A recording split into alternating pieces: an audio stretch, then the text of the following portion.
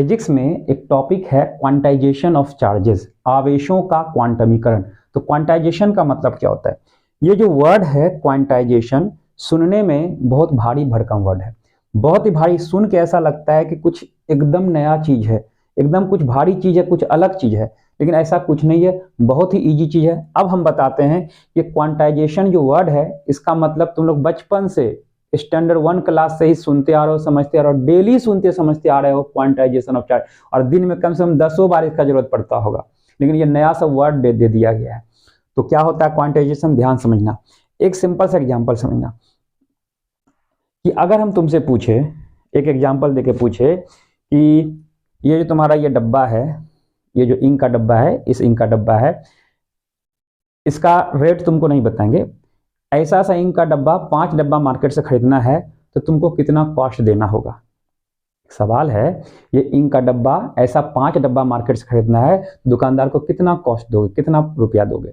तो पूछोगे ना सर एक डब्बा का दाम बताइए, तो एक डब्बा का दाम मान लो 200 रुपये बता देते हैं, तो 5 डब्बा का दाम 200 इंटू 5 कर दोगे, ठीक है ना। अगर 10 डब्बा लाना है तो 200 गुना 10 कर दोगे, 6 डब्बा लाना है 200 गुना 6 कर दोगे, लेकिन हाँ एक डब्बा का कॉस्ट पता रहेगा तब ना, ठीक है। वैसे ही ध्यान से समझना कि चार्ज का मतलब क्या, हम चार्ज वाले वीडियो में बता चुके हैं कि चार्ज कैसे डेवलप होता है, due to transfer of electron, यानी कि इलेक्ट्रॉनों के स्थानांतरण के कारण आवेश उत्पन्न होता है, ठीक है।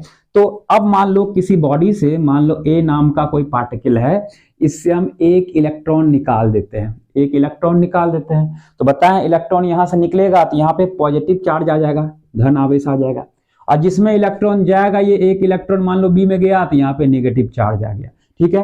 हालांकि ये पॉजिटिव चार्ज नेगेटिव चार्ज पिछले वीडियो में बता चुके हैं कि इलेक्ट्रॉन जिससे निकलता है पॉजिटिव, जिसमें आया नेगेटिव। अभी वो टॉपिक नहीं है, अभी टॉपिक है क्वांटाइजेशन का। मान लो इससे एक इलेक्ट्रॉन निकल गया, एक इलेक्ट्रॉन निकल गया तो क्या होगा, कितना आवेश होगा? तो एक इलेक्ट्रॉन इससे निकल गया तो एक इलेक्ट्रॉन निकला तो कितना आवेश होगा? तो एक इलेक्ट्रॉन का आवेश होता है 1.6 इंटू 10⁻⁻19 कूलम एक इलेक्ट्रॉन।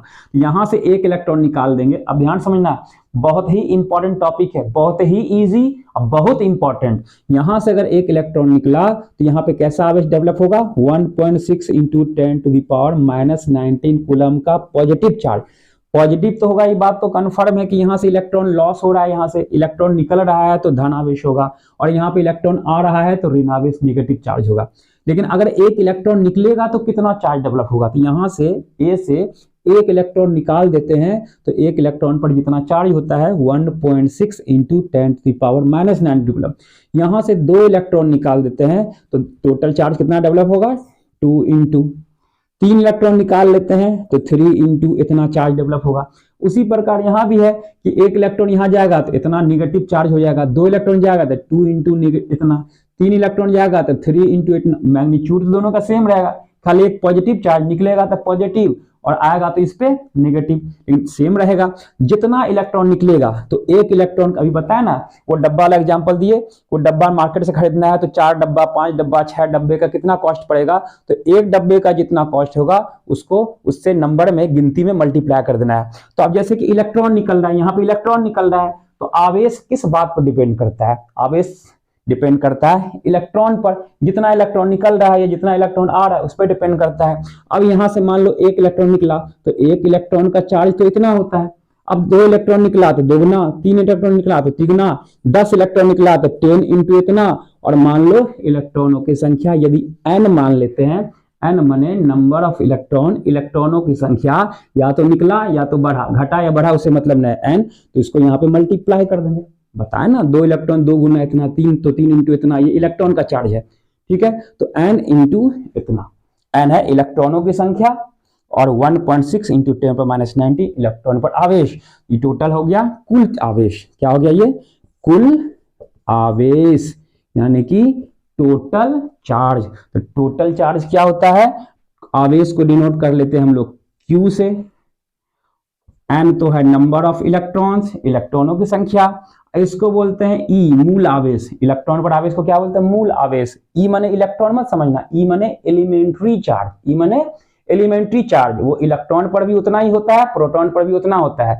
ई माने इलेक्ट्रॉन नहीं, एलिमेंट्री चार्ज मूल आवेश है ना, ये कितना 1.6 इंटू 10⁻⁹। तो ई तो फिक्स है, ई का वैल्यू इतना रहेगा एन क्यू, तो क्यू बराबर एन इंटू ई, क्यू बराबर एन इंटू ई। अब जरा ध्यान समझना, ऐसा हो सकता है क्या कि इससे 1.5 इलेक्ट्रॉन निकले। देखो कोई भी काउंटिंग नंबर जो होता है, काउंटिंग नंबर जो है वो नेचुरल नंबर होता है, प्राकृतिक संख्या कहां से स्टार्ट होगा 1 2 3 4 5 6। अब होल नंबर बोलेंगे तो जीरो इंक्लूड कर लो, अब जीरो मतलब इलेक्ट्रॉन निकला ही नहीं, वो छोड़ दो। नेचुरल नंबर, तो नेचुरल नंबर कहां से स्टार्ट होगा 1 2 3 4 काउंटिंग नंबर। अब बता रहे हैं कि अब ध्यान समझना, ये तो बेसिक बात चल रहा था, अब आ रहा है इस टॉपिक पे, ये है क्वांटाइजेशन। ध्यान समझना, यहां तक तो एकदम क्लियर हो गया होगा, समझ में आ गया होगा कि जितना इलेक्ट्रॉन निकलेगा इतना गुना वो इलेक्ट्रॉनों की संख्या से मल्टीप्लाई कर देंगे, टोटल चार्ज होगा, यानी टोटल चार्ज क्यू बराबर एन टी। क्वांटाइजेशन क्या होता है, अब ध्यान समझना कि गिनती जो है, गिनती का नंबर हमेशा क्या होता है, नेचुरल नंबर होता है, 1 2 3 4 5 6। बोलेंगे क्या, मान लो क्लास में 50 बच्चे बैठे हुए हैं, हम बोलेंगे क्लास के अंदर 50 स्टूडेंट्स है, ऐसा बोल सकते हैं 50.5 स्टूडेंट है, ऐसा नहीं बोल सकते हैं, या तो 50 स्टूडेंट है या तो 51 स्टूडेंट है। काउंटिंग नंबर कभी पॉइंट में या फ्रैक्शन में नहीं होता है, भिन्न में नहीं होता है, या तो 50 या तो 51 या तो 50 या तो 51। 50.5 50.4 52 को बच्चा, 50.5 को बच्चा होता है कभी, है ना, 50.5 स्टूडेंट, 12.5 स्टूडेंट, 13.5 स्टूडेंट, नहीं ना, या तो 12 स्टूडेंट या तो 13 स्टूडेंट। यानी कि जो काउंटिंग नंबर है वो नेचुरल नंबर होता है, 13 14 15 16 ऐसे करके 13.5 यानी 13.5 13.5 14.5 14/7 14/7 तो चल गया, ऐसे करके नहीं होता। तो जो काउंटिंग नंबर है हमेशा वो नेचुरल नंबर होना चाहिए। उसी प्रकार जो इलेक्ट्रॉन जो निकलेगा, या तो यहाँ पर 1 इलेक्ट्रॉन निकलेगा या तो 2 इलेक्ट्रॉन निकलेगा, यहाँ से जो इलेक्ट्रॉन निकलेगा या तो 1 निकलेगा या तो 2 निकलेगा या तो 3 निकलेगा या तो 4 निकलेगा। ऐसा बोलेंगे 1.2 इलेक्ट्रॉन या 1.5 इलेक्ट्रॉन, ये नहीं पॉसिबल है, इलेक्ट्रॉन को तोड़ा नहीं जा सकता। यानी इलेक्ट्रॉन का जो नंबर है, गिनती है, नेचुरल नंबर होना चाहिए, 1 2 3 4 5 6। तो जो यही जो प्रॉपर्टी है आवेश को, क्या प्रॉपर्टी है कि आवेशों को हमेशा निश्चित अनुपात में तोड़ सकते हैं, यानी कि फ्रैक्शन में नहीं। कैसा, फ्रैक्शन में नहीं, निश्चित अनुपात। निश्चित अनुपात में 1 2 3 4 5 6, फ्रैक्शन में नहीं, पॉइंट में नहीं, है ना, हमेशा निश्चित अनुपात। 1 इंटू ई, 2 इंटू ई, 3 इंटू ई, 5 इंटू ई, 6 इंटू ई, एन का वैल्यू 1.5 इंटू ई नहीं चलेगा, 3/2 ई नहीं चलेगा, 5/2 ई नहीं चलेगा, 5 ई चलेगा, 2 ई चलेगा। एन का वैल्यू मान लो 5 हो सकता है, 2 हो सकता है, 3 हो सकता है, ये सब चलेगा, ये सब पॉसिबल है। लेकिन अगर बोलेंगे 3/2 ई, एन का वैल्यू 3/2 पॉसिबल नहीं है, 5/3 पॉसिबल नहीं है, 7/4 ई पॉसिबल नहीं है, यानी n का वैल्यू फ्रैक्शन में नहीं चलेगा। बात आ रहा है समझ में आप, ये n का वैल्यू फ्रैक्शन में नहीं चलेगा, n का वैल्यू नेचुरल नंबर रहेगा, 3 4 5 6 ऐसा। तो इसी प्रॉपर्टी को, आवेश के इसी प्रॉपर्टी को क्या बोलते हैं, क्वांटमीकरण, क्वांटाइजेशन। सिंपल सी बात है कि आवेश के इसी प्रॉपर्टी को फ्रैक्शन में नहीं होगा, क्या होगा, नेचुरल नंबर में होगा इलेक्ट्रॉन्स। इसी प्रॉपर्टी को बोलते हैं क्वांटाइजेशन। एकदम सिंपल से बात है, फॉर्मूला यही पे है, यही फॉर्मूला जिसपे न्यूमेरिकल हम बनवा चुके हैं क्लास में बच्चों को। Charge equal to N into E, जहां ई क्या चीज है, 1.6 इंटू 10⁻⁻19, एन है नंबर ऑफ इलेक्ट्रॉन, इलेक्ट्रॉनों की संख्या, और क्यू है कुल आवेश, टोटल चार्ज। तो सिंपल सा टॉपिक है आवेशों का क्वांटमीकरण, बहुत सिंपल है लेकिन बहुत इंपॉर्टेंट है। बच्चों को लगता है बहुत भारी भरकम शब्द है ये क्वांटाइजेशन, ठीक है, क्लियर है।